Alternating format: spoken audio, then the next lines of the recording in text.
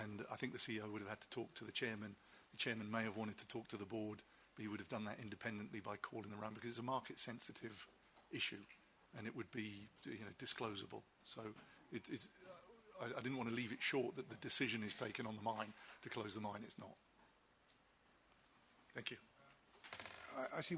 If you hadn't asked the people, if you told the people not to come to work, would that effectively have meant closing the mine, or were there people available to put it on a sort of care and maintenance basis for the period until it was fully operational again? The process of closing the mine would be, would take days. That would be one thing. On the Sunday, effectively, it's the mining part of the mine is closed anyway, because it's not a working day. But there's still essential services people who have to come to work, and it has to be safe for them to come to work, because if they can't get to work, perhaps the mine floods, and then you've got all sorts of problems. Yes, I understand it. But presumably, if only essential services people were told to come, the whole security operation could have been focused on protecting them. So I understand you've got, staff of thousands of people, haven't you? But the people who were involved in the care and maintenance side, they presumably would be substantially fewer than the full workforce. When you say care and maintenance, you mean essential services? Yeah, sorry. Yes. But it's over a vast area. It's 35 kilometres. Yes, no, I understand that. But It's presumably difficult to focus difficult to focus an operation over 35 kilometres. Yeah, but they would be much, if you could concentrate your whole security forces, as it were, on protecting those essential service people, that would have much greater prospect of success in avoiding injuries than if the general mining staff would come and from various 360 degrees, as it were. It would be very difficult to protect them all, as in fact we know from what happened. Mr. Chairman, when you say take the entire security force, you're talking about, I think, 25 people. Perhaps forces is the wrong word. But it's only 25 but people. I understood you also called for external people, because you also use private security firms, don't you? I don't know the exact number, but I would be surprised if it was more than 25, 30 or something like that. What you really needed was a lot of police to do that. I understand that the police were also asked to come, and the police did come. Whether the numbers were adequate is a matter we may have to consider, but there certainly were visible policing and so on. And I think also public order policing as well, weren't they, on the Sunday? Yes, and that was, what was related to me on the call was a very slow response. There was worry on the mine that there weren't enough and coming quick enough. And the reason that I was asked to escalate the matter in the DMR was specifically that issue. Yes. Now, we've heard some evidence on that. Okay. It's one of the matters we'd have to be addressing in our report. All right. Thank you.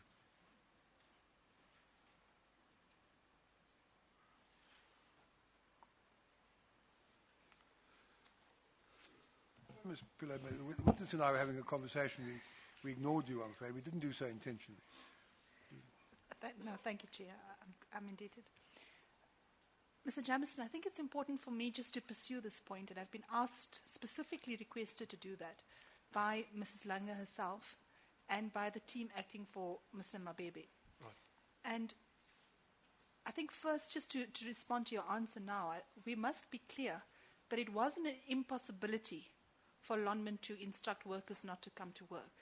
In fact, we see from the document at page 23 of the bundle that, in fact, that's what management was contemplating at some stage. It's not an impossibility. You're correct. What's the next question? May I ask those responsible for controlling the air conditioning if they could increase the air conditioning, I don't know what the correct word is, but the level of air conditioning slightly, because it is rather unpleasantly hot at the moment. And so I just want to repeat the proposition I put to you, Mr. Jamieson, and just to ask you to carefully consider the proposition and respond specifically to the proposition that I'm putting to you.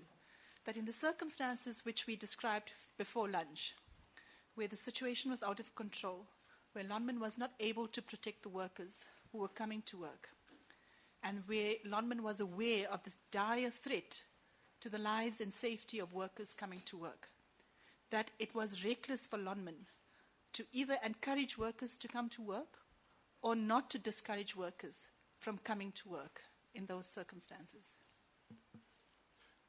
I would answer the same as I did before, which was Tanya raised it, in fact. And I would imagine, although I wasn't involved, that would then, because she'd raised it, have been discussed with the people who were at the mine making those decisions stroke recommendations. And I can only presume that it was thought that it was prudent not to, or that, keep things going. I can't say any more than that. Mr. Jamieson, I've now put the proposition to you twice, and given you an opportunity to respond to it twice. Safe to say that we will argue that that's not an answer to the proposition that I'm putting to you. But I'd like to move on in the interest of time. And I'd like you to look at quadruple V 1.24.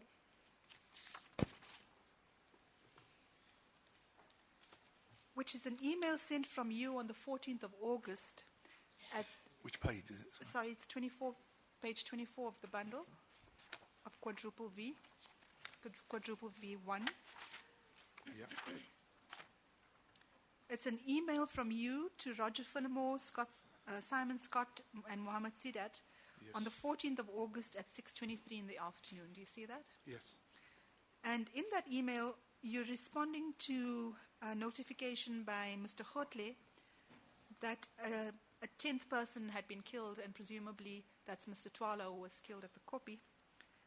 And just to deal with what Mr. Khotle says, he says, sad to report that a 10th person has been killed. His body is as close, I suppose. His body is close to the hill where these criminals meet daily. Do you see that? Yes.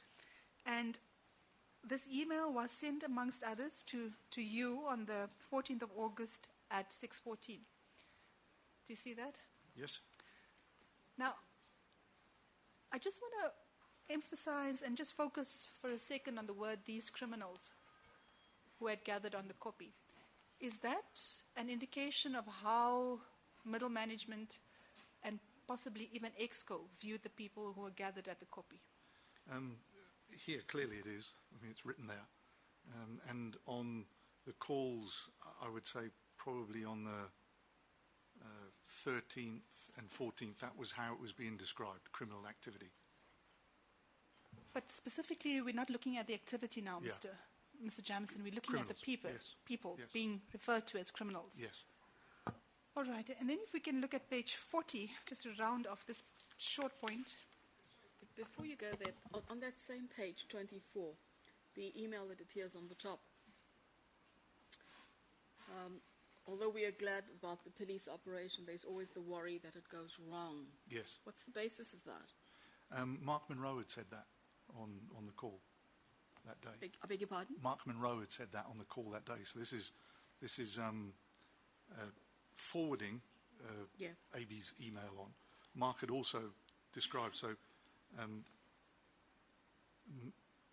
on the daily calls I said that we had, he described the operation. I think it was the previous day.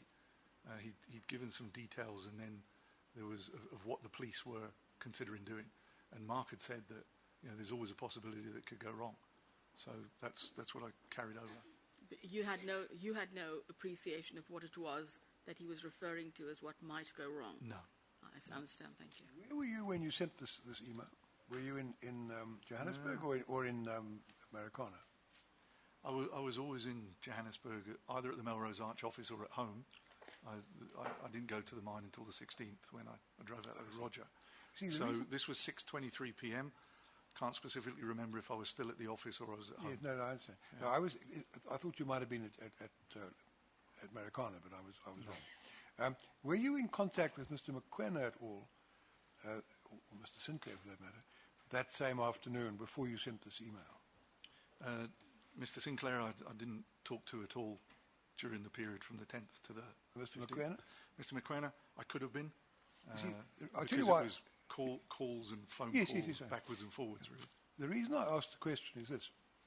We have had evidence, I don't know whether you've seen the transcript, but we have had evidence in the form of a transcript produced by Lonman, actually, of a conversation which took place on that Tuesday afternoon, we think around about 4 o'clock. I'm not sure how precise that timing is. Yes.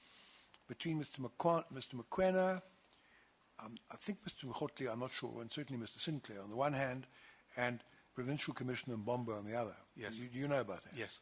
Did you know about it at the time? No.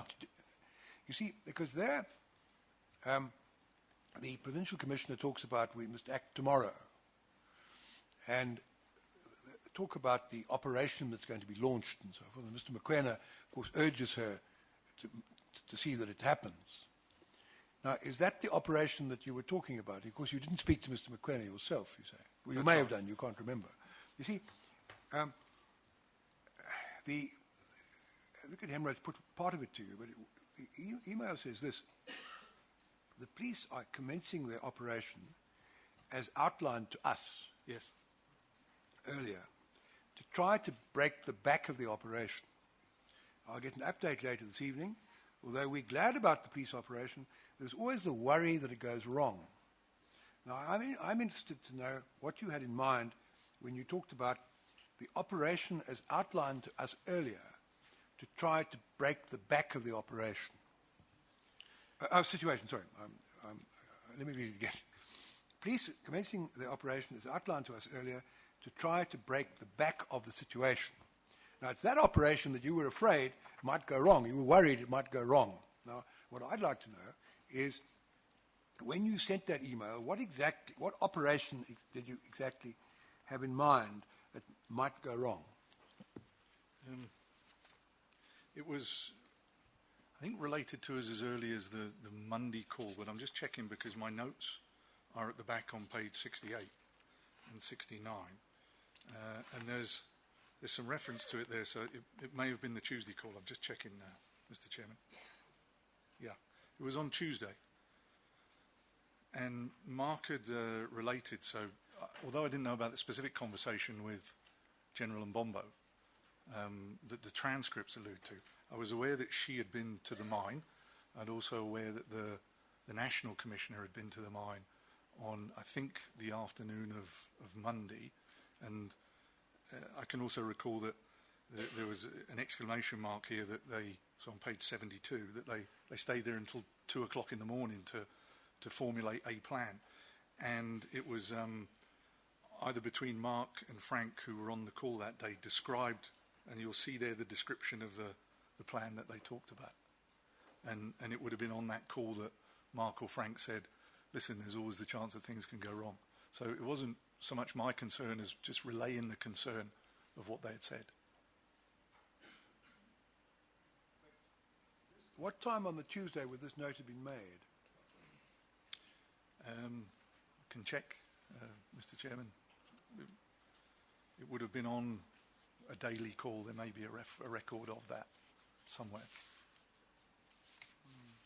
See, I see on page 69 there's a reference. I take it 69 is a note made before 72. Is that right? 69 was Monday. Monday. Yes. And the plan had, There plan it had says been circle described secure as area. NUM members want to come to work. Was that something you were told on the Monday? yes. And then again,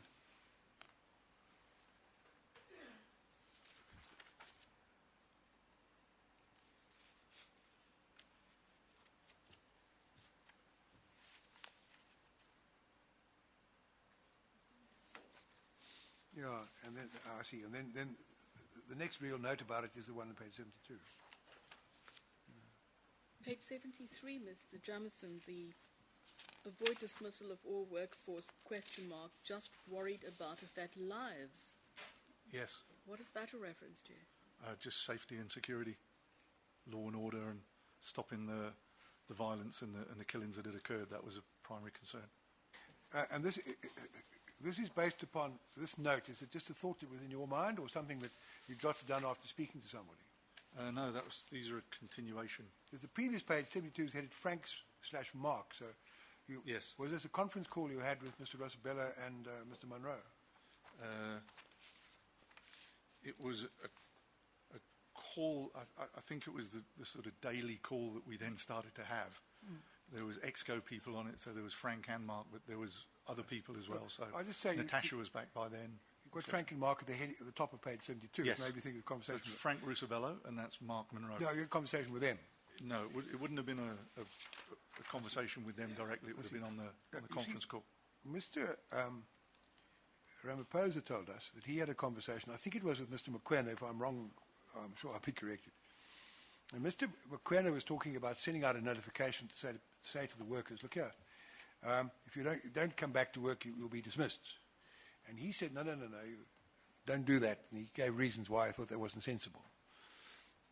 He said he was concerned about the lives of people and the steps should be taken to ensure that more lives weren't lost. But he specifically counselled against threats of dismissal because he thought that would be counterproductive. I wonder, when I thought this note, I wondered whether that wasn't a reference to that. But you weren't in contact with Mr. Ramaphosa, were you? No, I didn't. I didn't speak to Mr. Ramaphosa until the 17th when I saw him at the mine. 71. Now, what's all that about? Who's Mogella? The name at the top of the page. A.B. Kotler. That's another name. That's Yes. Mr. Kotler's. Yes. I see. And now this is what he said to you. Met Num yesterday. Now, what date is this note? This is a continuation, so all of this where it says pages 67 with the regular Monday EXCO call that usually commenced at 12 o'clock. So this is Monday. This is Monday. And so met Num yesterday and President Sekwana and 67 Eric and Sidwell. So we know that Mr. Sekwana came to the mine on the Sunday, and I take it Eric and Sidwell are the local Num people there. Eric is Glitcher Karma, I think. He gave some evidence here. Yes. He was an office bearer at Marikana. Sidwell, I believe, is Dokalwana, who was the regional coordinator for Num. Anyway, they were there on the Sunday with President Sekwana, the president of Num, and he spoke to you people, right? Then it says, then there's a line, an arrow pointing, called Minister DMR and police. Am I correct in thinking that's what Mr. Sekwana said he had done? He told A.B. Kotler that he called them. Yeah. And that's that note. Yes. Note, safety of members management issue. Now, this relates back to the topic that Advocate Pillay was talking to you about. That was, I think, it's in the context of discussions that A.B. said he had with Num, and Num had said to him, the safety of our members is your responsibility, management. And they had a conversation about that. I don't think that A.B. necessarily agreed with it, but that's the note I made. So they pointed out to him that in their view, safety of their members lay with management. I think our position at that time was it probably led with SAPS. Yes, thank you.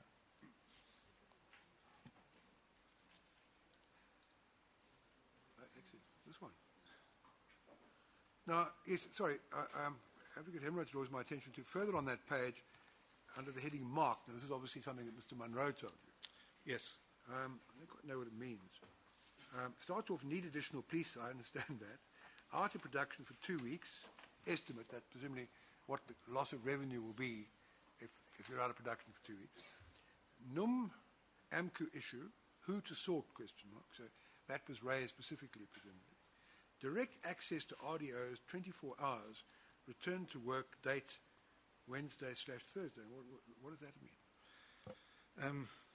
So Mark is Mark Monroe. Need additional police. This was on the Monday, I said EXCO call, probably around about 12 o'clock.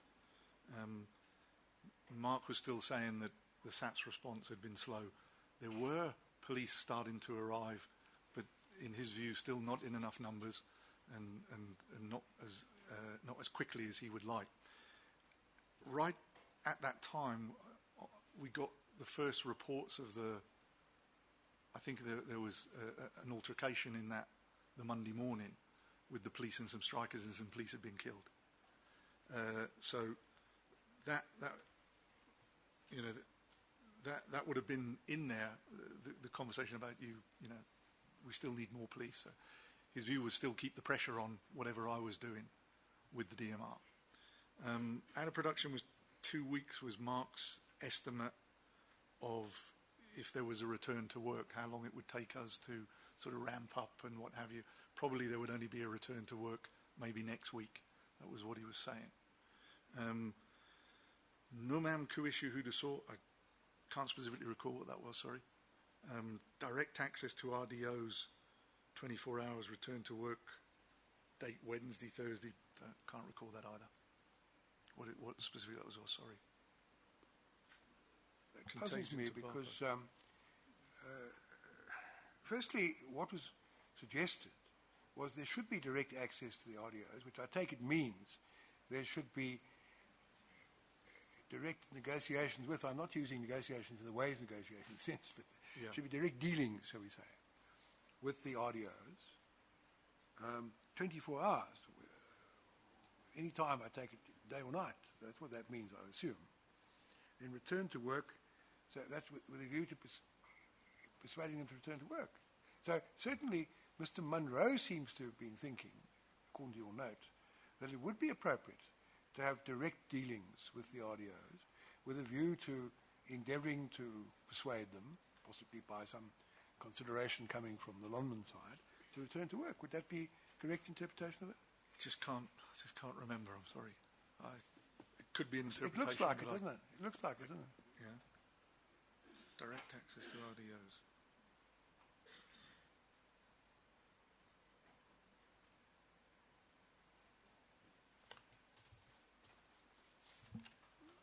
Mr. Jamison, if I understand your evidence, I'm just going back to page 24 of the bundle, where you state that the police are commencing their operation as outlined to us earlier to try and break the back of the situation. This was outlined by Mr. Munro and Mr. Rasobello. Yes. The nature of the police operation. Yes. And what was your understanding of what the police operation was going to be? Well, if I go back to those notes, that would be my understanding. So on page 67, it wasn't the first time it had been described. Frank note on page 69. Yeah, Frank had mentioned that the police were preparing an operation on the Monday, or Frank and Mark on the Monday on the call. But specifically, when we got to Tuesday, he had said that it appeared that what the police operation was going to be. He caveated it that they didn't tell us exactly what it was and exactly when it was going to happen. He said they did that behind closed doors. But they wanted to bring a lot of police, 800 plus. They wanted to bring hard shell vehicles, helicopters, and take out enough officers to disarm everyone peacefully. That was how it was described on the call. All right, and that... Can I, before you go, there's a reference on page 69, yes. Second line, circle, secure area, etc. But there's also an exhibit, which I haven't got with me up here at our table now, of a letter that was sent to Mr. Ramaphosa by the, I think I'm being given it now, by the by his representative on the Exco, a lady, name I've forgotten. And she gave sent to Mr. Ramaphosa on the Tuesday. And she gave an account, as I remember it, of what her understanding, which she must presumably have got from you people. Tandeka and Kubi, I think it probably was. Yes. Yes. Ms. Mube. Yes. And she spoke about, used the word corral. She set out effectively, in essence, what the police plan was, obviously being communicated by the police to people at Lonman, I suspect possibly by the Provincial Commissioner to Mr. Marikana, but we won't go there now. But she used the expression, the word corral. The police plan at that stage was to corral the strikers, and then obviously to move in and to disarm them. Now, does that ring a bell with you at all? That no. Links up that word circle you used on page 69. No, this is different, Mr. Chairman.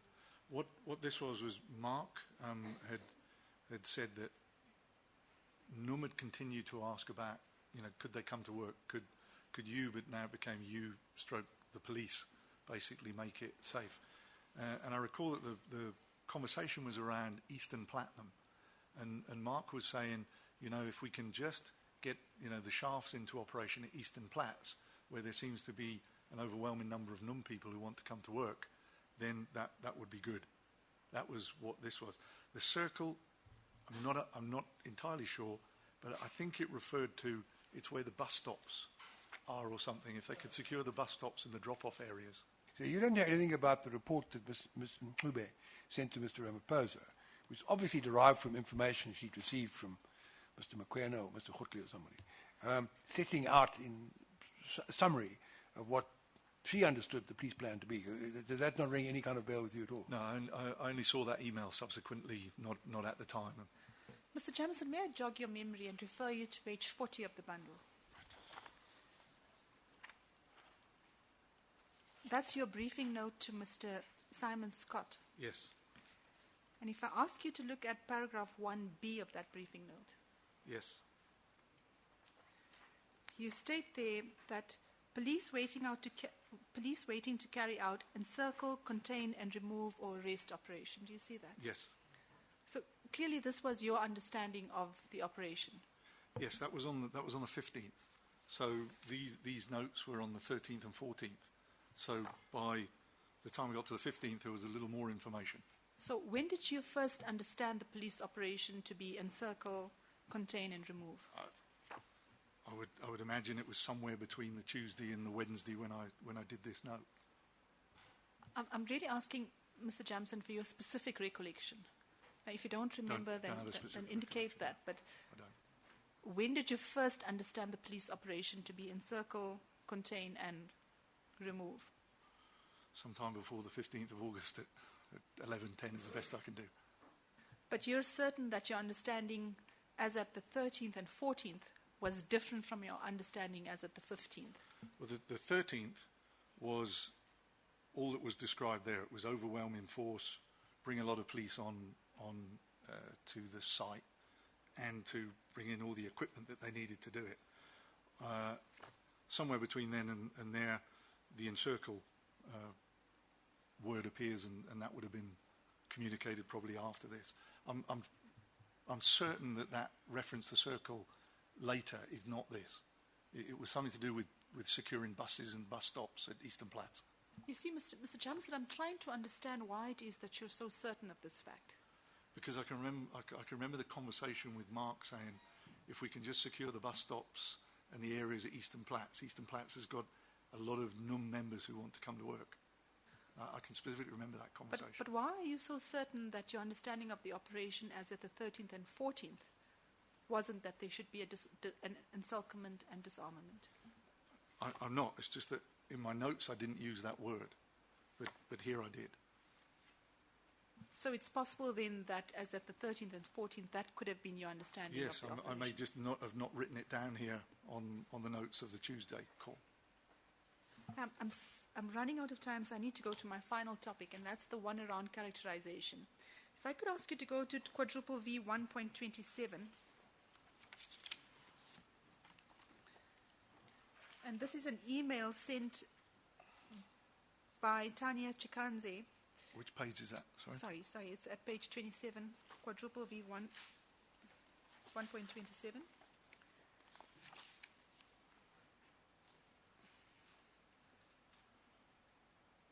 Yes. I'm sorry, I'm referring to the second email. It's one from you to Mark Monroe on the 14th of August at 8:59 p.m. Do you see that?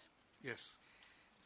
And you say there, Mick Davis, our largest shareholder, told me we have his support and offered help and assistance if needed. Yes. ETV News tonight quite even too positive in characterizing this as a police issue. Right. Even NUM said this and had to have company criticism dragged out of them. Also made Sky News. Yes. Now, we see a lot of emphasis in the documents before the Commission, and we've actually heard a lot of evidence around this issue before. Mr. Jamison, in fact, it's one of the key issues in the infamous chain of emails between Lonmin executives and Mr. Ramaphosa, you'll know that that exhibit Yes. is triple B4. Can you explain to this commission why it was that you, Mr. Jamison, was so fixated on correcting the characterization of the issue and ensuring that it's characterized as a police issue and not as, as a criminal issue and not as a labor issue? Did you want me to go through that email in the point you said McDavies and what have you? Well, it's what I'm putting to you is that this is just a sign of Yes. what we see as a broader theme, Right. where you are insistent that the issue that Lonmin was grappling with must be characterized as a criminal issue and not as a labor issue. Yes. Now, we see this coming particularly strongly from you Yes. in communication with Mr. Ramaphosa, and we see it in emails between yourself and other Lonmin executives, where you are insistent that the characterization must reflect that this is a criminal issue and not a labor issue. Now, I just want to understand why it was so important for you to put it in that light. I think two areas. First is the way it was being characterized from the guys at the mine. And you're quite right, that was in the emails, the one that you referred to earlier, where these criminals collect. This is a criminal issue. Albert, it's moved from a labour issue to now be just pure criminality. That was the language that was being used on the calls. So that was where I got it from. I didn't have any specific contact with it.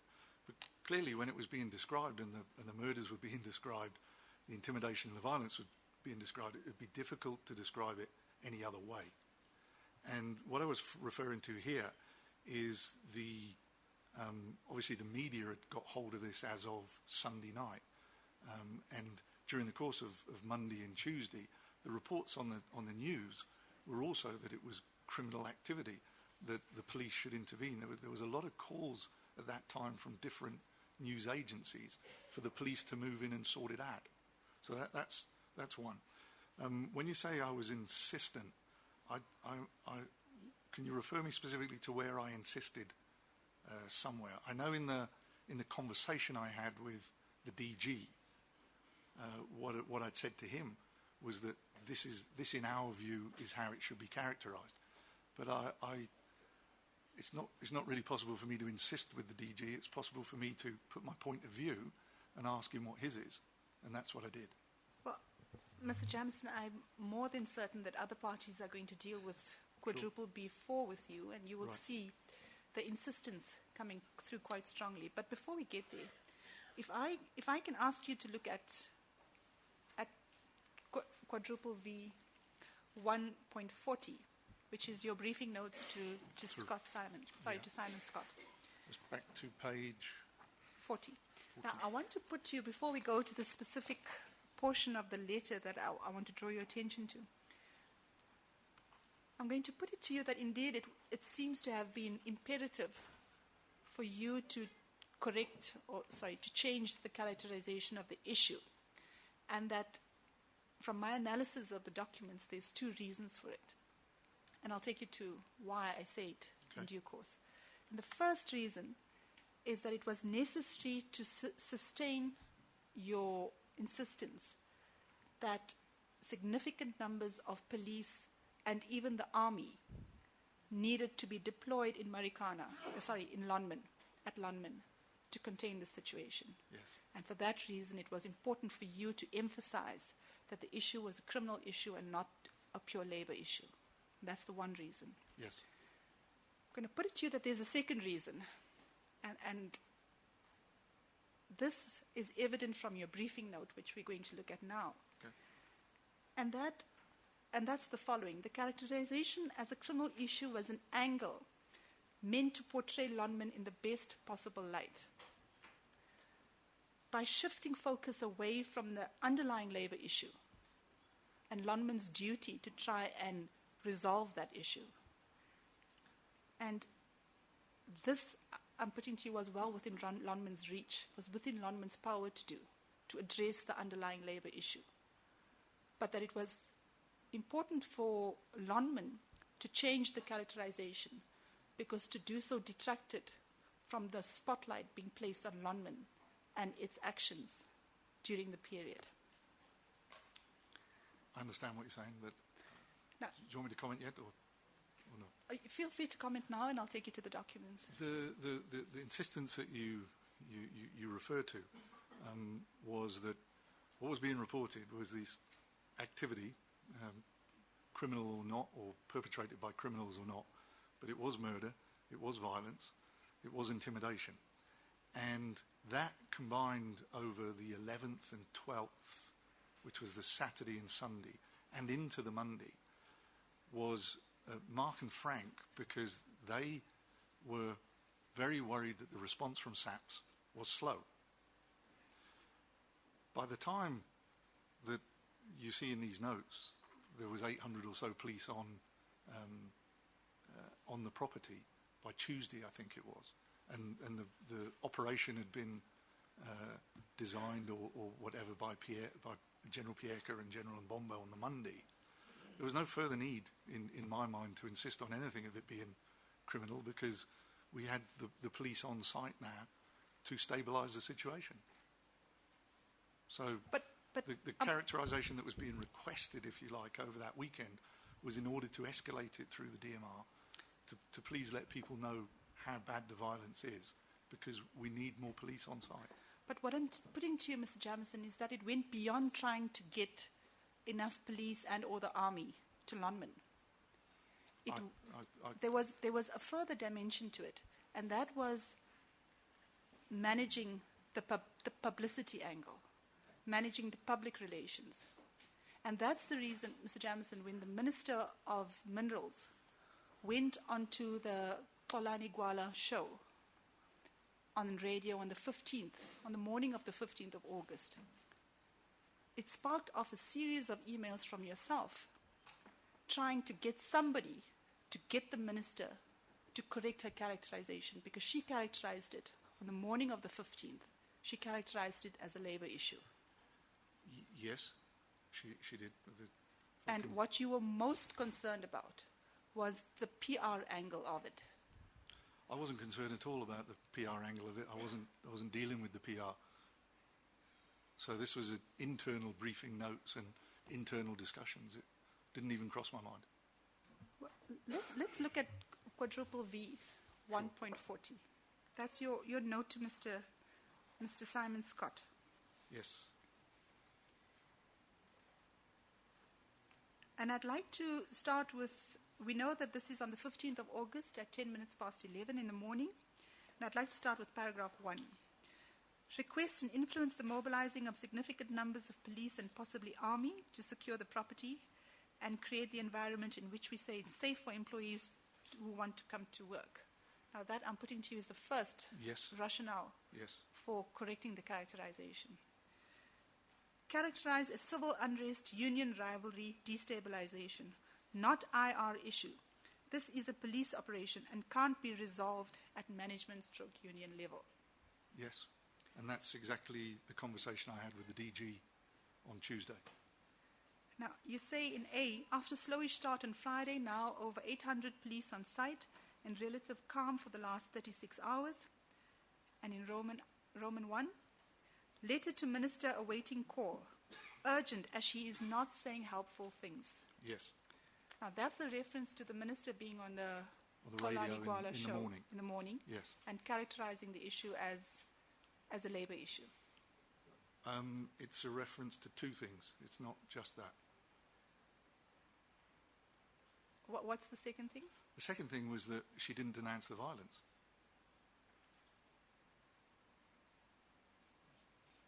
Can I just understand this? You're saying that you were unhappy with what the minister had said on the radio because she didn't denounce the violence? Yes. So when you write here that she's not saying helpful things, you're not limiting it to the characterization of the dispute? No. So in what I heard on the radio in the morning, I was driving into Melrose Arch, and I was going into our garage. So I'd be the first to admit that I may not have heard everything she said, but what I did hear was that she didn't denounce the violence.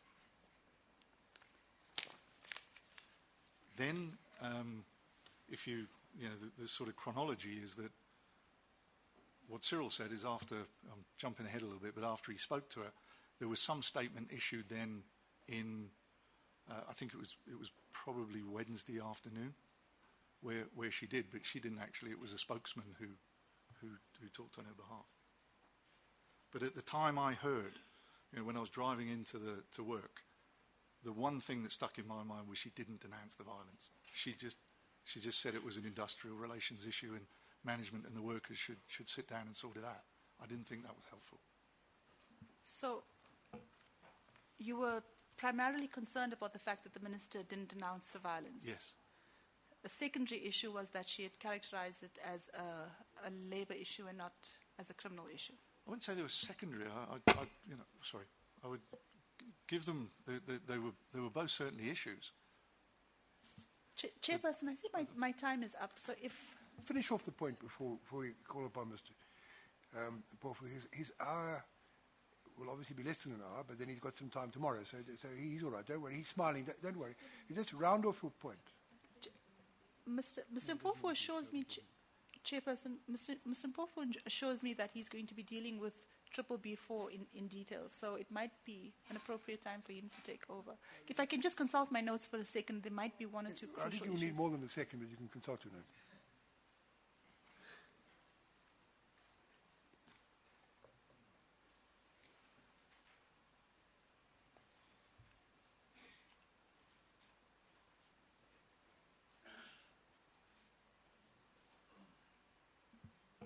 I think this is an appropriate place to stop, Chair. Mr. Madibeni, did I understand you correctly to say that Ms. I have no Pena has questions. covered your points? That's correct, Chair. You don't want to cross-examine? No, Chair. I've got nothing to cover. Mr. Mpofu?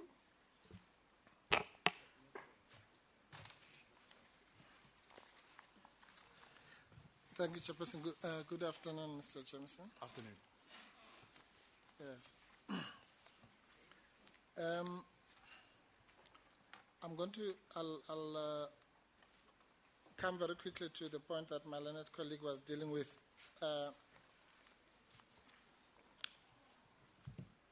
But before I do that, I just want to understand your role, broadly speaking. You were referred to as the Chief Commercial Officer, correct?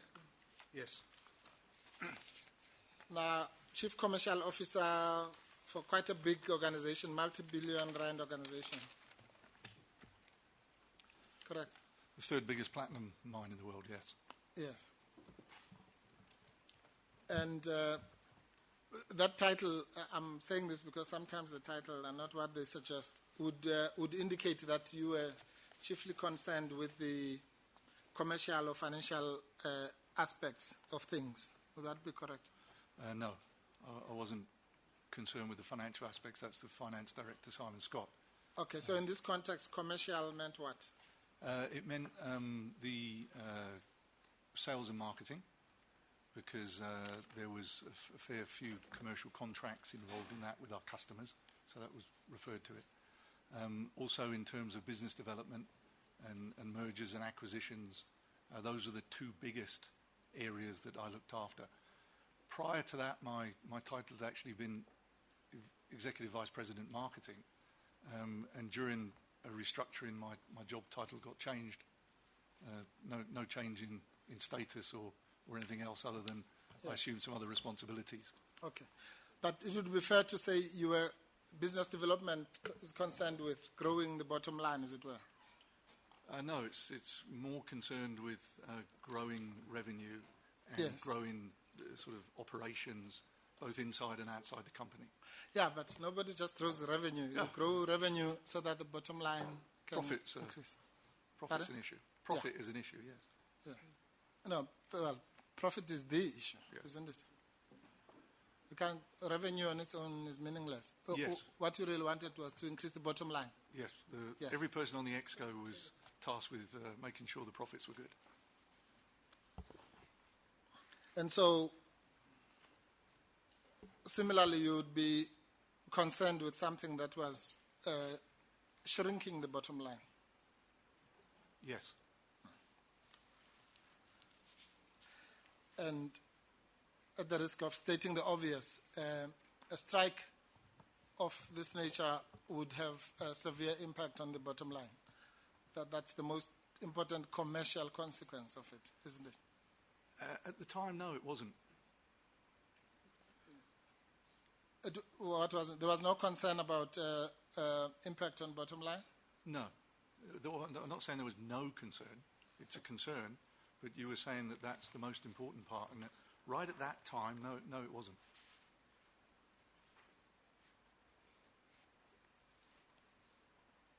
No. What I was saying, Mr. Jameson, is that that would be the most important commercial consequence. There might be other consequences, political, HR, and so on. But as far as the commercial aspect of things, it would be the shrinkage to the bottom line, wouldn't it? In my responsibility, no. It would have been the fact that we were perhaps in breach of contracts with our customers. Breach of contract.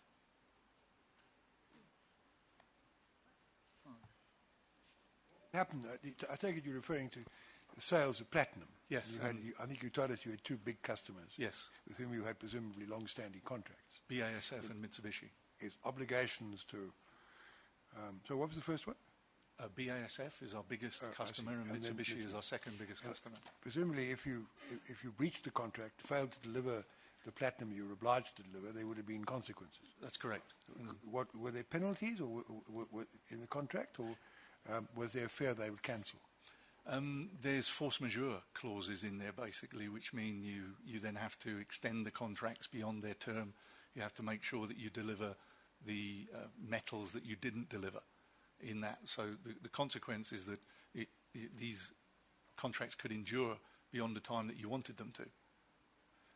And it's not just platinum, but there's platinum, palladium, rhodium, iridium, ruthenium, silver, gold, copper, nickel sulfate, and chrome.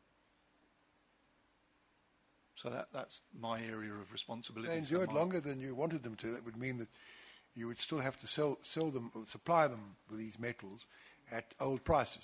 Yes, not old prices, no. They're linked to the spot price. So it's not really a price risk, but it's so what's the risk?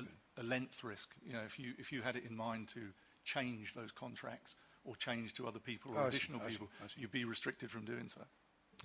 Yes, but I think the bottom line of all these questions is that whatever the nature of the problem, the impact would be financial or commercial. I think the prime consideration at that time was a slightly different financial one.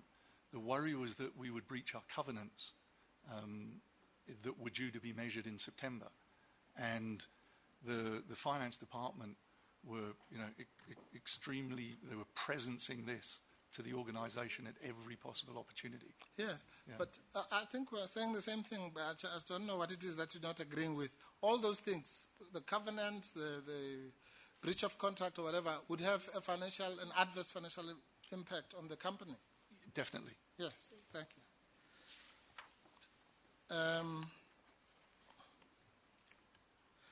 And there was already talk of a 4% impact on the share price, for example. Correct? Yes. Yeah. And that would be a concern, obviously, for anyone in your position. Yes. Yes.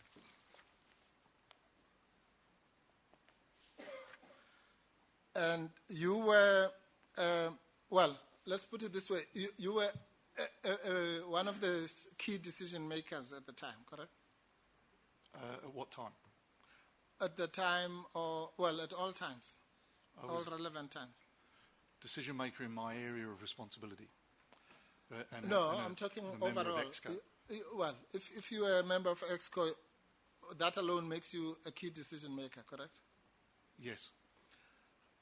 But in your case, you were such a key decision maker that when Mr. Farmer fell ill, he appointed you as his stand-in. That's the CEO. That's not correct. I think we dealt with that earlier. No. Listen to me very carefully.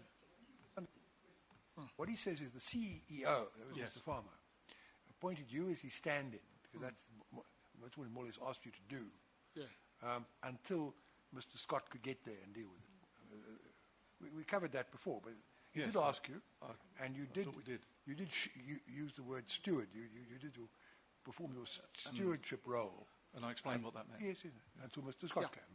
That's the point Mr. Porf was busy with. Yes. Mr. Chairperson is correct. Let's put aside that whole debate you have about the word steward and so on. Let's assume it never happened. All I'm saying is that the first person who came to mind to Mr. Farmer when he fell ill to take over from him was you. He anointed you or appointed you as that person. Whether, in fact, it materialized is another matter. But he had you in mind as the person who should take over. Yes, I agree, because Simon Scott was on vacation and Ian knew he was on vacation at the time. Yeah. Now, the next issue which I want to deal with, just as a build-up to that point that Ms. Pillay was busy with, is that you are definitely aware that there was a stance by management. Again, I don't want to go through the discussion because Ms. Pillay covered it, of how we got there. But ultimately, there was a stance by management that you should not engage or talk to the workers outside the so-called wage agreements, the existing wage agreements. That was a stance that was taken before the trouble started. Yes, right back to the sort of June, July discussions. Yeah. Correct. And that stance was steadfastly adhered to throughout until the time of the tragedy. Yes. Yeah. And you, in fact, okay, let me put it this way. With the benefit of hindsight, yes, which is, as we know, not an exact science. Hindsight is the exact science. Hindsight is 2020. 2020, yes. Okay, forget the commentary. But I mean my wrong commentary. With the benefit of hindsight, would you agree that had that stance not been taken, but let's put that aside, but had it not been so steadfastly adhered to, things might have turned out differently? And by that I mean the tragedy might not have occurred. It's possible. It's also not possible. Pardon? It also may not have happened that way. Yeah. Possible means it's also not Impossible. Yeah. Yes, thank you. Well, it means it could have happened or it may not have happened. Yeah. But because it could have happened, even though it may not have happened, it's possible. Yeah. Thank you, Chairperson. All right. Now, and you were instrumental in making sure that once the trouble started, let's call it that for just, you know what I mean, broadly speaking, around the 10th, that stance of management was, as I call it, steadfastly adhered to. Were you not? No, I didn't really have much to do with it in terms of you saying steadfastly adhered to. What I was asked to do was to escalate the issue of a slow police response to the DMR. The industrial relations part of it, the labour dispute part of it, I wasn't involved in very much. Well, but there's a suggestion that on the 10th you rather reinforced, I think to put it mildly, that decision that the strikers should not, or rather that management should not talk to the strikers, but they must only talk to security, which is what happened. I was on the call with Barnard from the office and participated in that call. Yes, but that's exactly what I mean. So you agree that you, of the top leaders of Lonmin, you were instrumental in taking the decision that there should be no discussions with the strikers? Certainly part of the decision. I agree to that. Instrumental, no.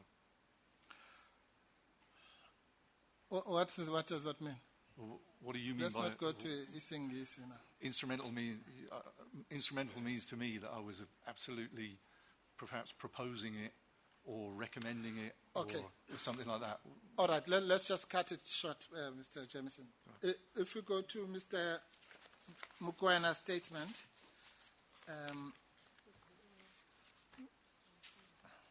Ms. Pillay will help me here. It's page 165 of one of the bundles, but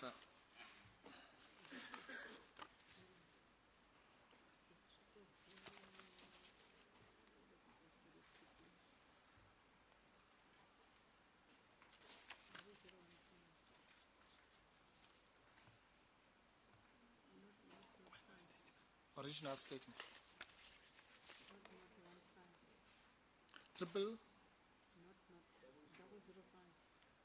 005. 15, I'm told. 0015, correct? Paragraph 4.5.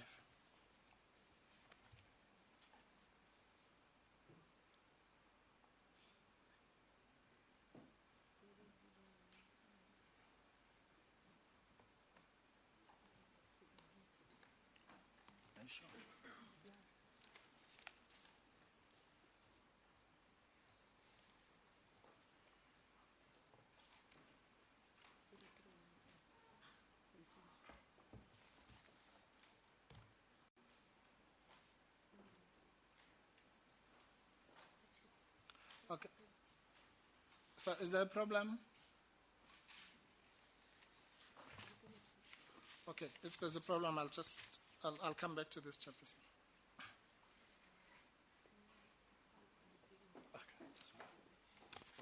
Thank you. Yes, we'll short circuit. At least you and I have got it. I think it will come up. It's a small point, yeah. It says there at 4.5, Mr. Mukwena says, he's talking about the 10th, when he first learned about the march to LPD. 4.5. Yeah, start at 4.4, just for context. I received a further call that this large group of employees had commenced making their way to LPD, that's 4.4. And then 4.5, which is where I wanted to, it says, I was with Mr. Albert Jamieson, our chief commercial officer at Lonmin's premise in Melrose Arch. We took the decision that this was an illegal and unprotected action, and as such, any memorandum which was intended to be presented should be received by our security. In other words, not by management. Would you agree with that summary of Mr. Mukwena's recollection of how the decision was taken on the 10th? Yes, we were actually in my office on the speakerphone. Yes. To the guys at the mine. Yes. You and him? Him and I think maybe by that time Peter McGilligan had joined us. He was the legal head. And on the other end it was AB and Frank, okay, if I recall. So when he says we took a decision, it certainly must collective. Include you and the others. Yes, collective. Yes. Thanks. And I got no, I have no problem in saying I supported that decision, just not instrumental in it. Pardon? I have no problem in saying that I fully supported that decision and participated in it. The only thing was when you said instrumental. Well, what's the difference? As I said, there's a difference, but yeah. Both of you are missing the point with respect. It's not whether you supported it. The question is whether you were a party to taking it. Yes, absolutely. And you, yes. I think that's what Mr. Pofu had in mind. Yes. You were a party to taking it. Definitely. It was a decision to which you were a party. Yes. Right. That's enough. Thank you, Chairperson. And what is more, at that stage, you knew that the only demand really of the workers at that stage was to engage with management in relation to their demand. It was to talk to management. On the call? Yeah, I'm not denying that there was the 12,500 sure. and so on. But their key thing was to engage with management, which you decided should not be done. Yes. Yes. And in fact, if you go to 4.7, that's what vindicates that answer of yours. I was advised that the crowd eventually reached LPD and demanded to speak with management. So this was known that this was their demand. Yeah. Correct. Okay. And then this is where it reinforces that this was a pre-existing stance. Mr. Mkwena then says in the last sentence, in accordance with the decision which had been taken, management did not meet with the crowd. Correct. You agree with that? Yeah. Okay. So in summary... I'm sorry, Mr. Paul, it's now 3 o'clock. When it's convenient... No. When it's convenient for you, we'll take the adjournment. I'm not saying we take it now. It's for you to decide. Yes. Okay, let me just round. I'll just ask one question. Thank you, Chairperson. Just to round off this point. So in summary, what we have here is that you become aware that there are strikers at LPD, correct? Yes. You become aware that they are demanding to speak to management, correct? Yes. You discussed the matter with Mr. Mkwena and maybe 2 others, correct? Yes. And you decide that in line with the decision that had been taken, these people should not be engaged by management, correct? Yes. Yes. But only by security. Correct? Yes. Yeah.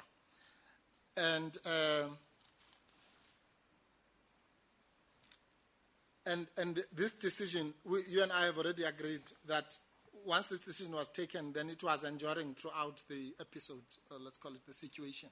Correct? Yes. I mean, Yeah. it endured. Yes. Yes. And you and I have agreed that it is possible that had this decision not been taken, the massacre, the tragedy might not have occurred. Possibly. Yes. Thank you. Okay, we'll hand it after lunch. It's 15 minutes.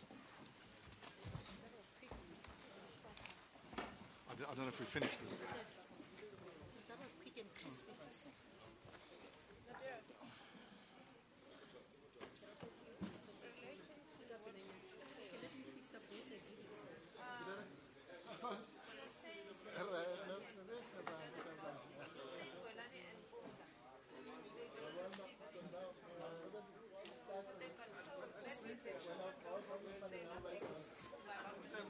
Rustenburg.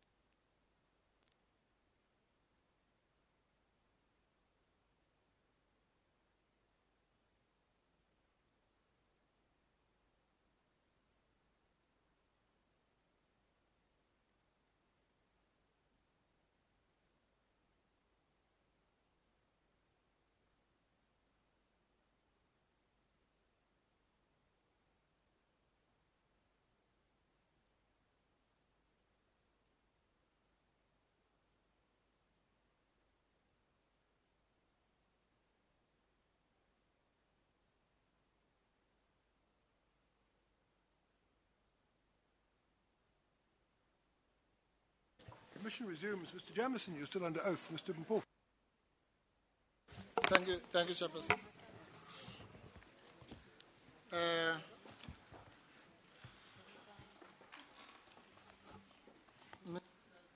Mr. Jamieson, okay, again, I don't want to be bogged down as to whether what Mr. Da Costa did was a negotiation or an engagement or whatever it is.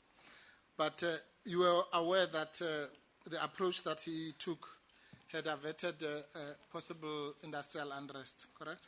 Yes. Yeah. And effectively, there was nothing stopping you, when I say you, I mean in plural with Mokoena and others, from adopting that Da Costa approach, as it were, except for this decision that you should not engage with these people, correct? I think twofold, yes. Partly you're correct, but the other one was we believed it had been dealt with. No. So, I'm sorry, I think we're misunderstanding each other. No, I'm saying, remember the Da Costa approach, as we call it neutrally, was confined to career. yes. Yes.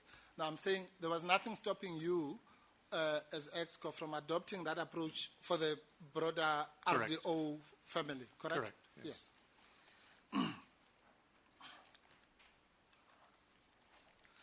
And we now know that had you adopted the Da Costa approach, things may have been different, to put it mildly.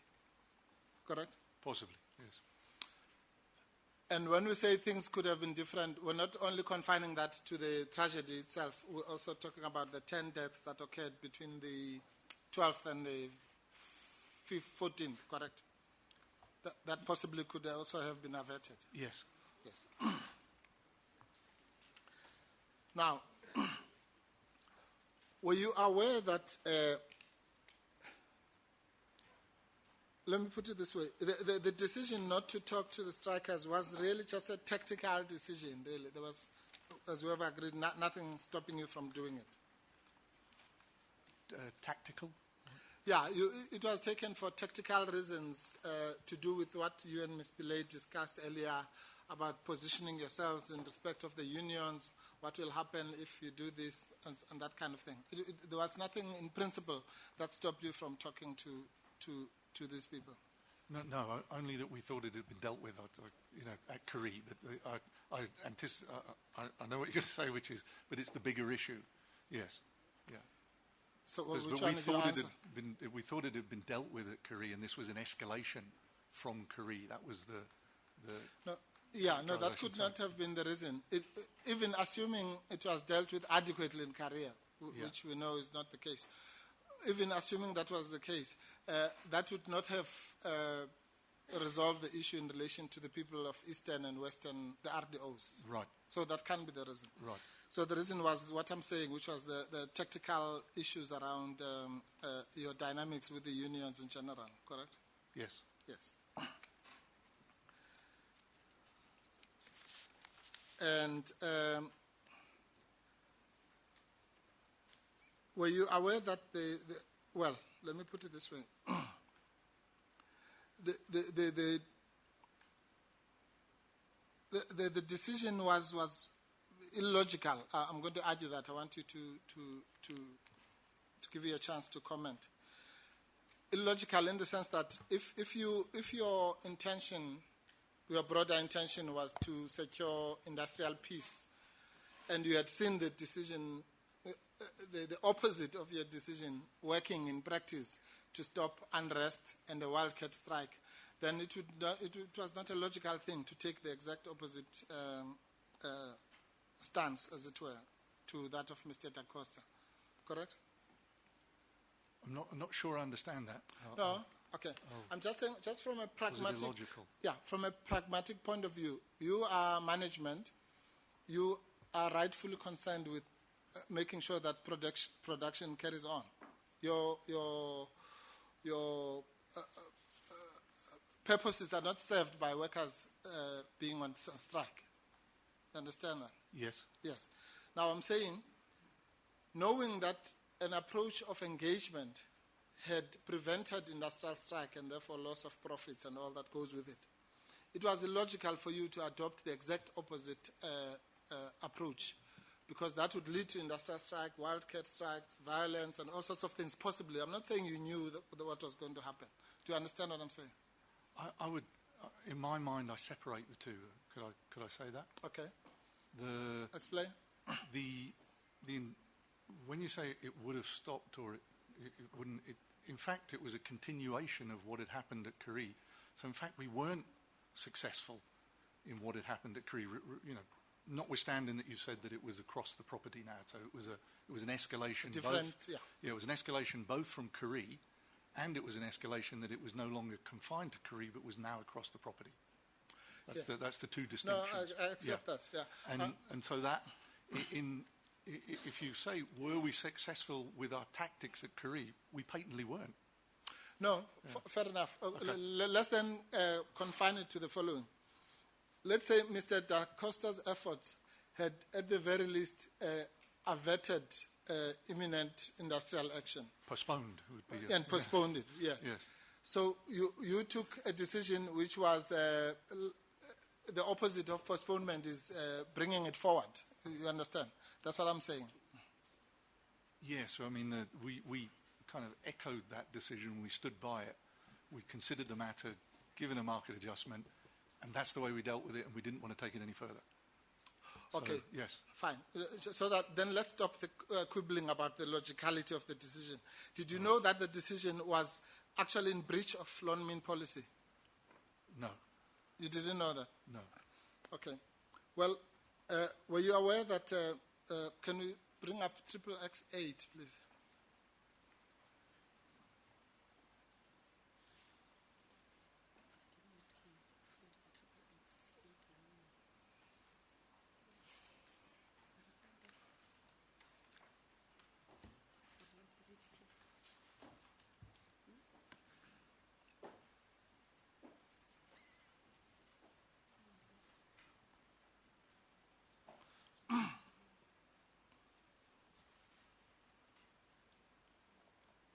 This guy slow today. Oh, somebody else. Okay. Sorry. I understand there's some change of guard at the corner there.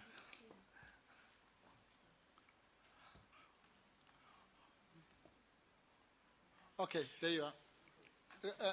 Can you go to paragraph 8.3.5 or page 24 of the big pages?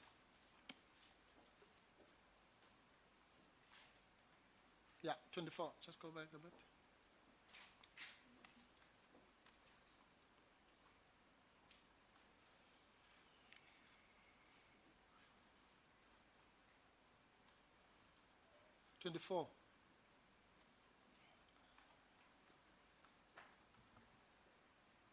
Yeah. Okay. Again, I'm not going to waste much time here because this point has been considered many, many times. But it's just for your own purposes. This is effectively a loan policy on unprotected industrial actions, which is what this was, correct? Right. What was happening on the 10th? Yes. Right? Yeah. And in a nutshell, if you start from about 8.3.5, it says that the parties involved in the industrial action must be confined to a central location, preferably outside of the security controlled area, in order to effectively monitor and manage the situation. Management committee will be identified that will engage in talks with the grievance committee that will include the manager, security, or such appointed person, and the ER liaison officer. And then a committee that will talk to management will be identified, and only those people will be allowed to engage in talks with management. Again, I won't go word for word, but you can see that this policy postulates immediate engagement with the people who are involved in an unprotected strike. Yes. Correct?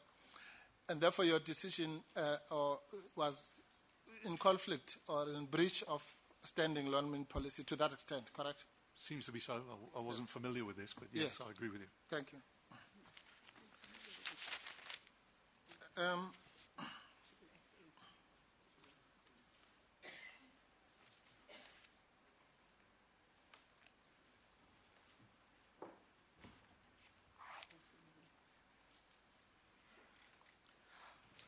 Effectively, you are aware, we're getting now closer to the point of characterization. You are aware that if you mischaracterize a problem, then you are unlikely to resolve it. In fact, that's the quickest way of not resolving the problem. Simple logic. I mean, if you have a headache and I give you stomach ache pills, I'm not going to resolve the headache. Yes. Yeah. Okay. So, and in fact, one of your mottos or something that is contained in the Loanman bundle, which is quadruple V1, page 125. So that will be V.125. Quadruple V1.125. Have you got a page number? Yes, it's 125. 125. Of your bundle, yeah.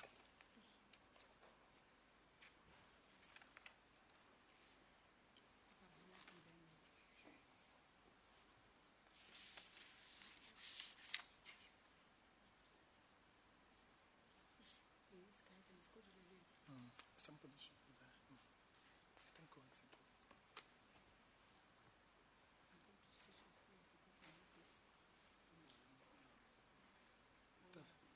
Oh, there you are. Okay, if you can just shift it to the left and up. Okay, good. Thanks. Yeah. You attended this scenario planning meeting, correct? Yes. Yeah. And the broad brush on the very first page of your approach said that many serious errors of management can be traced to solving the wrong problem precisely. You'd agree with that? I wouldn't agree with much that's up there. They look like those things you get on posters that someone's copied down, you know. Yes, but when it was raised on top there, you didn't say, that thing, I don't agree with it. It's come from posters. Right, isn't it? It is right, isn't it? If you solve the wrong problem, even if you solve it precisely, it's not going to help you if the real problem, the right problem, remains unsolved. So that will be a serious error of management, right? Yes. So why are you quarrelling with it? No, I'm just looking at those and thinking they look as if they've been taken off of posters and written onto a PowerPoint presentation. Yeah, that's true. That probably are, but that doesn't mean that they're necessarily incorrect. Yeah. Agreed. Yes. Okay. So we agree. It's the same as the headache and stomachache problem. Yeah. Thank you. And therefore, this issue of characterization is important because you might fall foul of that rule. You might be solving, if you mischaracterize a situation, you might be solving the wrong thing. That goes without saying, correct? Yes. Yes. Now,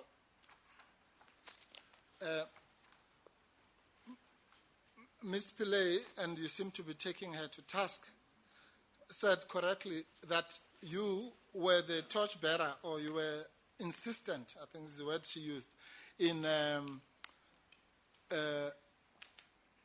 ensuring that the characterization of the situation that prevailed at Lonmin was characterized as a criminal act. And listen to me carefully. It's one thing to say it's an industrial action that has escalated to criminal activity and so on. That's not what I'm saying. What Mr. Pillay was saying to you, which I'm repeating, is that you were insistent on it being characterized as not a labor dispute, but a criminal act.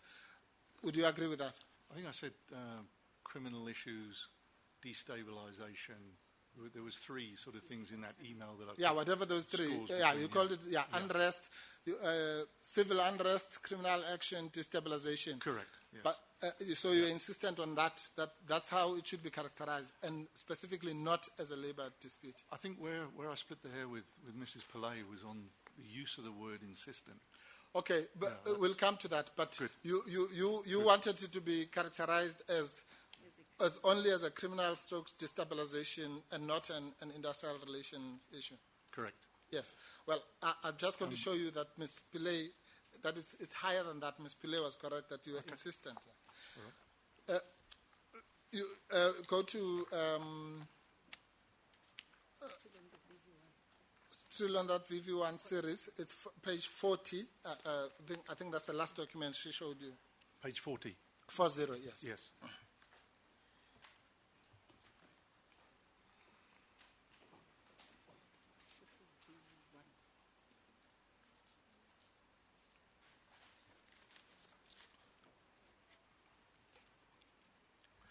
You'd agree that, let's look at the first sentence. You say request and influence the mobilization of significant numbers of police, possibly an army, to secure the property and create an environment in which we can say it's safe for employees who want to come to work. That goes to the motives that Ms. Pillay ascribed to you, which I think you agreed with. Sure. One of them, yeah. And then the next one you say, characterized as civil unrest, union rivalry, destabilization, and then not IR issue. This is a police operation. The point I simply want to make again is almost like a punctuation point. You put the word not in block letters. Yes. Yeah, and that to a reader might seen as something that you're emphasizing. Emphasis, yes. Emphasis is the same as insistence, correct? No. Emphasis is emphasis. Insistence is something else. Well, and in the context the word insistence was used, it's in something else. No. I'm saying to you, when you've written this document, this long email, right? Yes. Yeah. The only word in this long email which you have put in block capital letters is not industrial relations issue. That is part of what Ms. Pillay meant when she said you were insisting. Well, it was a cut and paste from the email to the DG in terms of the conversation I had with him on the Tuesday. Yeah, that's the point. Yeah, no, fine. I'm not saying you insisted many times. Let's say it was cut and paste. When it originated from you, correct? Yes. Yes. But the context of the word insist came from a different email, and it also related a conversation I'd had with the DG. That's the point I'm making. No. Let's deal with two things. Okay. First, let's assume that it only happened once. Okay? I'm saying to you, by putting in such big block letters, you were insisting and emphasizing that point. What's wrong with that? You couldn't have just out of the blue decided the only word in this long email that is going to be in block letters is that one. Yes. We agree. I think it's for emphasis, yes. is what I'm saying. It's yes, not, yes. Yeah. Okay, so let's call that one emphasis. Yes. Then let's go to the fact that you did this many times, this emphasis. And that's why I'm saying the combination of that emphasis and doing it many times must amount to insistence. You have to agree. Well, I did it twice. Twice is where it appeared. No. So not in capital letters was in the email. Yes, sure. Right. And if you did it twice, it would be more than once at least. It's double emphasis, yeah. And if you did it thrice, it would be insistence. I won't split hairs on that. For agree? my mind, it's emphasis because the point this relates to is the violence. Okay, fine. Let's forget the semantics. Yeah. You did this so-called emphasis to the DG, correct? Yes. Yeah. You did it again to Simon Scott, correct? Well, yeah. This was in the briefing notes. You're talking to Roger and Simon and Mohammed. Yes. Yes. Yeah. And you did it again to Mr. Ramaphosa. No, I didn't. You did. Okay. Take me to it because I will. Thank you. Yeah. Okay. If you go to the Triple B4.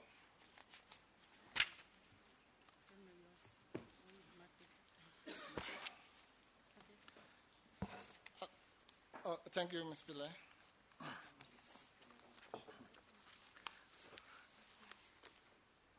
Okay, which page is that? Sorry, Mr. right, Coffin. that's on page. On this, it's on page. Oh, okay, yeah. Actually, that's better. Let's use quadruple V1 point. 34. That should be easier to find.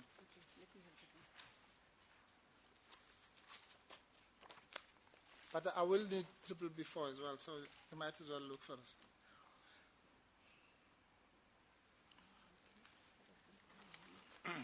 So you did it again for the third time.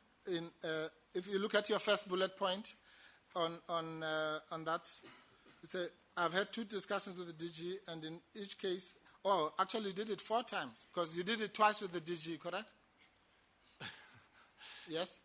Yes, two conversations with the DG. Yes, yeah. and you in each of those you emphasized, and then you did it with Scott. So the 4th time was when you did it with Mr. Ramaphosa, and you say, in each case I've characterized this as not, again, big block letters, an industrial relations issue, blah, blah, blah, correct? Yeah. That was my reporting to him on Yes. the discussion with the DG. I know, Yeah. but you are not just telling him as a matter of interest. You were actually asking him to do something. I wasn't, no. You were not? No. You said these were your 2 areas of concern, and you said to Mr. Ramaphosa, could you influence these things? You didn't ask him to do anything. If I could take you through my rationale for the email, I will. Or Yeah, I'm no, happy of to course. answer No, questions. no, be my guest. Yeah. As I'd related about when I drove into work and heard the minister on the radio, so that represents the first bullet point, Mr. Chair. Sorry, that represents the first bullet point. It was by chance that I heard that, and the purpose of the email here was that the second bullet point. That was my reason for writing this, and also to try and get him to, yes, influence with the minister, but also to get the minister to talk to Mr. Phillimore. That was the original intent, if you think, when I drove to work and I had the email formulated in my head. Then I heard the minister talking on the radio. And as I reported earlier, one of the things that struck me was that she didn't denounce the violence. No. And so, well... I'm sorry to interrupt. Okay. I'm sorry, Mr. Jamison. Carry on. Okay. That was the thing that struck me. So when I said that she wasn't too helpful because she didn't say anything that denounced the violence. Not that I heard, but I could have missed it in driving into the garage. I appreciate that. I do. And then, so the characterization of not industrial relations is the violence. That is what I'm saying was in this issue. So when I talked to the DG, the 2 conversations I had with him on the Tuesday morning and Tuesday afternoon, number one is I didn't insist with him. I simply put it to him the same as in the letter to the minister, because what I did was take him through the script of the letter to the minister and said, this is our view. This is what we think it is. What do you think? And in the letter to the minister, it was very much, Minister, would you please engage with us? Would you please talk to us? Would you please give us your counsel? Will you please give us your assistance? In our view, this is how it is. But we never got to talk to her. And I think if you're counting the number of times in emails, if you count the number of times in emails that we tried to say to anybody, please can you get the minister to talk to us, that was a primary issue. Well, so that's the sort of background to it. So when I'm characterizing this as not industrial relations, civil unrest, destabilization, criminal issues, I absolutely agree with you there, and I absolutely agree that I'm emphasizing it, and I emphasized it a number of times. What I'm emphasizing, though, is the violence. I'm not emphasizing the issue of the dispute over wages. No. Yeah. No, that can't be correct, Mr. Jamison. I mean, that simply cannot be correct. Your word, that big not, N-O-T, Yes. comes when you're saying it is not an industrial action. So Yes. that's what you're emphasizing. Do you agree? Yes, I'm emphasizing that the violence is not an issue of a labor dispute. No, I think you're just evading my question. I'm saying to you, firstly, let's start with this. There are 2, you say in this email there are 2 concerns, correct? Yes. Yeah, that's what you say. Yeah. And the first concern that you raise is the one of characterization. There's actually 3. Hey, Mr. Bam has got his light I'm sorry, on. Chair. I think he wants to object. You got your light on, Mr. By He mistake. doesn't. There's a mistake. Thank you. I'm saying, Mr. Jamison, really, this shouldn't really detain us for long. You say that you have two concerns to Mr. Ramaphosa, Yes. correct? And then you say that you put them in 2 bullet points, correct? Yes. And the first bullet point you put is the one of characterization, correct?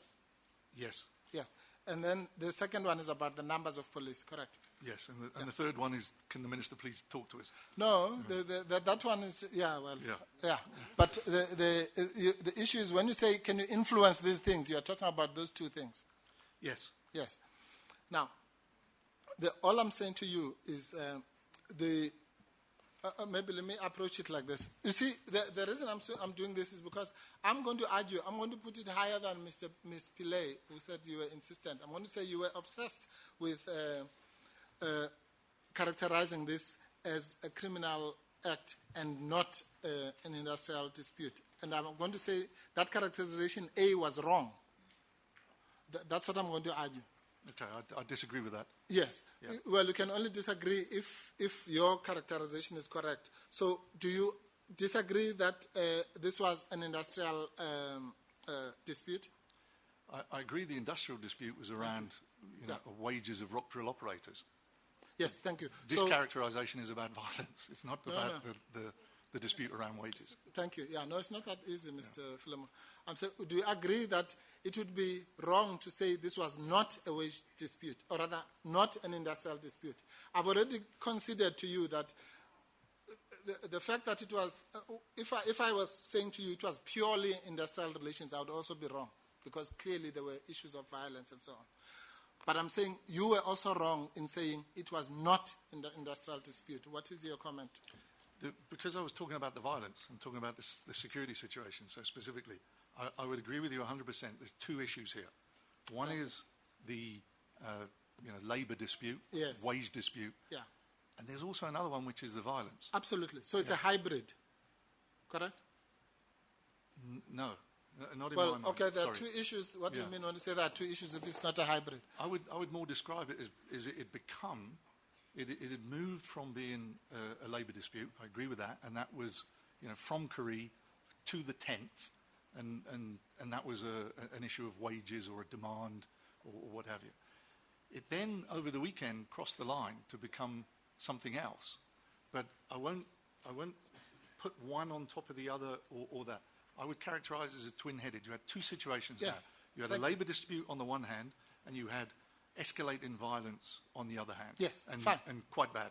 Thank you. Twin-headed would be the way I would describe it. I'm happy with twin-headed. Yes. I call it hybrid, which I think is the same thing.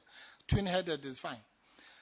But it was not a single-headed criminal issue. Correct. Yeah. So your characterization then, which was reducing it to a criminal issue, was wrong to that extent.